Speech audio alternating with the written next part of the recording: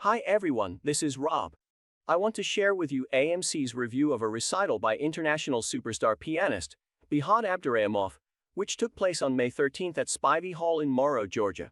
This review was made in agreement with www.earrelevant.net. Spivey Hall on the campus of Clayton State University hosted a triple crown of piano superstars this year. First there was Andsnes, followed by Hough, and finally Abduraimov. It's almost impossible to comprehend how this all came together. But indeed it did, and the world of classical music was the better for it. Each of the pianists had a different playing style and a different stage presentation, but all played brilliantly. Yesterday's recital was by the last but not least of the triumvirate, Behzod Abduraimov. Abduraimov is an acclaimed 32-year-old Uzbek pianist born in Tashkent, Uzbekistan.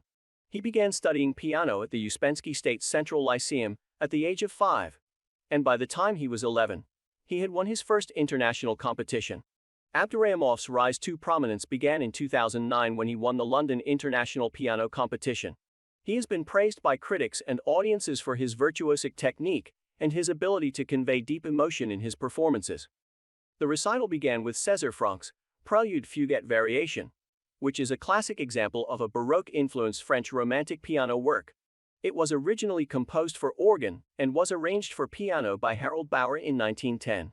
The work consists of 3 movements: a slow, lyrical prelude, a fast, contrapuntal fugue, and a slower, more lyrical variation. The fugue section was most certainly influenced by Bach, with its theme presentation, imitations, and counterpoint. The final movement begins with the theme of the prelude in the right hand, accompanied by arpeggiated chords in the left. After several iterations of the theme with different accompaniments, the movement ends with another statement of the opening melody. Abduraimov's performance of the work was excellent.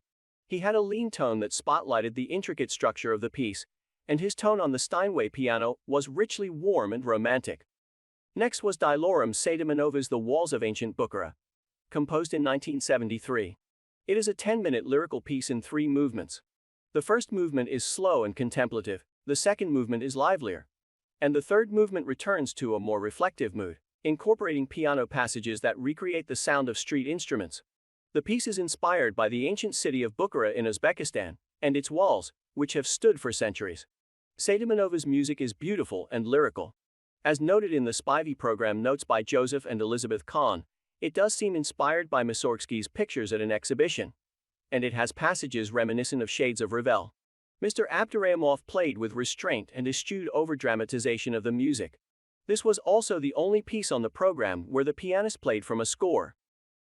Next was Ravel's 1908, Gaspard de la Nuit, a suite of 3 piano pieces, each of which is based on a poem by Aloysius Bertrand.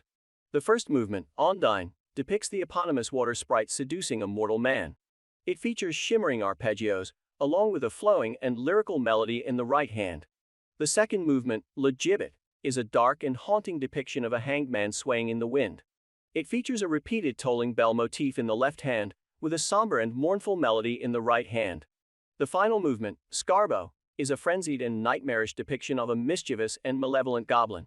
It features rapid and complex pianistic textures, along with a range of dynamic contrasts and dramatic shifts in mood. Abduraimov's performance of the Ravel work was stunning. Every color and texture in the work was apparent, and the incredibly powerful fortes in the finale were rich and powerful, filling the hall with the sounds of an extraordinary pianist. After the intermission, an originally scheduled piece by American Florence Price was replaced with 2 of Rachmaninoff's preludes. The Prelude Opus 32 No. 5 in G major is part of a set of 13 preludes, Opus 32, which are widely regarded as some of the composer's most important solo piano works. No. 5 is in ternary form, with a lyrical and expressive first section, followed by a more intense and virtuosic second section. The first section features a theme played in the right hand, accompanied by a flowing and arpeggiated left-hand figure. The contrasting second section features rapid and intricate passagework in both hands and a more dramatic and intense emotional character. The Prelude Opus 23 No. 5 in G minor begins with a melancholic melody in the right hand, with gently rolling left-hand accompaniment. The music gradually builds in intensity and complexity, a range of harmonies, textures, and pianistic techniques. The powerful and virtuosic climax of the piece showcased Abduraimov's technical skill and control. Further, his body became more involved in these pieces. He leaned into the keyboard more, as if to encourage it to give more. In the final movement of the Opus 23, his left foot pounded the sustain pedal to increase the drama of this already very dramatic piece. This appeared to be music with which Abduraimov truly connects, and the result was phenomenal. The last work on the program was Sergei Prokofiev's 10 pieces from Romeo and Juliet, which are character pieces for solo piano, based on the composer's ballet score, each piece depicting a different aspect of the tragic love story. The pieces are characterized by Prokofiev's distinctive style, with dissonant harmonies, angular melodies, and rhythmic complexity. The composer's works for small ensembles highlight these characteristics, and so too this piano piece, which demonstrates the work's abstraction, aggression, but also tenderness. In contrast, the full orchestral version tends to highlight the music's lushness and beauty. Again, Abduraimov's playing was technically brilliant, showing strong interpretive intent. On occasion his tempi were slightly fast, but that added to the drama. Again, he pummeled the Steinway sustain pedal to magnify Prokofiev's intensity. Mr. Abduraimov has a low-key stage presence and lets his performance speak for itself. The half-full audience stood and recognized his brilliance with repeated curtain calls. Unfortunately, of the roughly 200 audience members, most were older. With Spivey being on a university campus, one might expect to see more young people. Increasing age diversity is indeed a laudable goal. The student body should experience what a great resource they have on their own campus. Hey there, music lovers! Thanks a ton for tuning into our review. If you're as passionate about classical music as we are, you won't want to miss out on all the amazing content you over at earrelevant.net.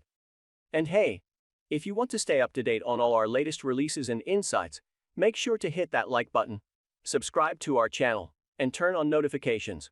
You won't regret it. Looking for even more top-notch music commentary?